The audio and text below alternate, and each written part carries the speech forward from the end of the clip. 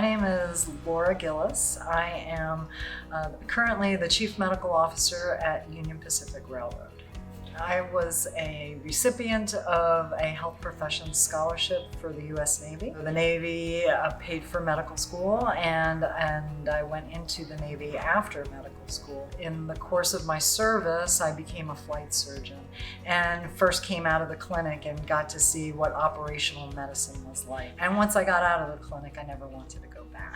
I appreciated being out with workers, with the population. I really enjoyed getting dirty, operationally, so to speak. When it was time for me to get out of the Navy, I started looking at how that would translate in the civilian world. I had a colleague that pointed me towards occupational medicine. I ended up getting an OPSF scholarship and finished a residency in occupational medicine at Hopkins. And from there, I had small kids. I went into private practice for a few years, raised some kids, became part of a community. And next thing I knew, I was the department chief and the federal maritime surgeon working for the Coast Guard as a civilian. It just opened up a whole new avenue. I went from pure clinical, bread and butter occupational medicine to being a department head and managing a national program. So I got experience with unions, with program management, with regulations. After a while, another opportunity fell into my lap. That opportunity was to come out of the government sector and go into the private sector as a medical director at BNSF. So I moved from the East Coast, went down into Texas, and worked at BNSF learning railroading. So I learned railroading and had wonderful experiences there. Then the opportunity came up to become the Chief Medical Officer at Union Pacific. And UP is,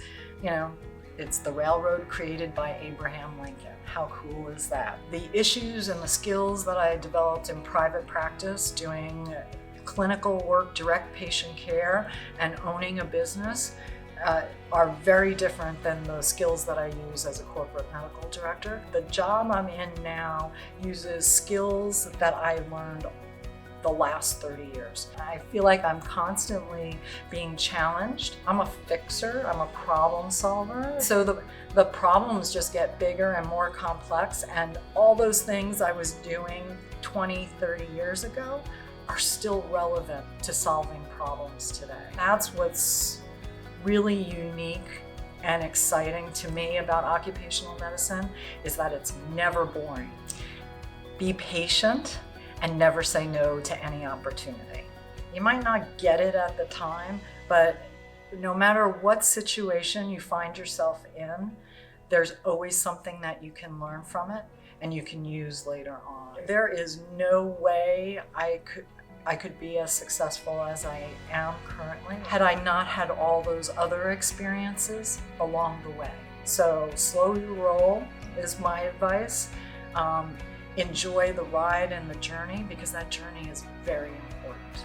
You should be looking for opportunities and experiences that are going to broaden your horizons and give you the tools and the skills that you need for that end game, whatever that end game is for you. When we were reminiscing about the first time we went to AOHC and got involved in ACOEM as residents, I remember coming here and we were still learning basics.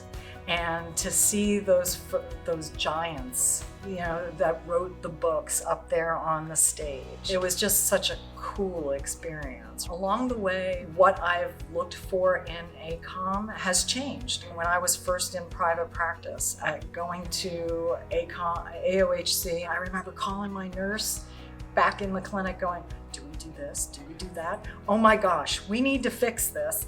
And so, that was the kind of, ground level, practical, clinical experience that I was taking from these opportunities and putting into practice in real for life. And then as I went through the rest of my career, it was about the networking and the colleagues and the access to people who had already done things like this and had already faced problems that I was coming up against that I had no idea at that point where to start. I feel like as I matured, the experiences that I was able to get through ACOEM and AOHC matured with me. Diversity in practice is our tagline for this conference. That diversity is just ACOEM in general.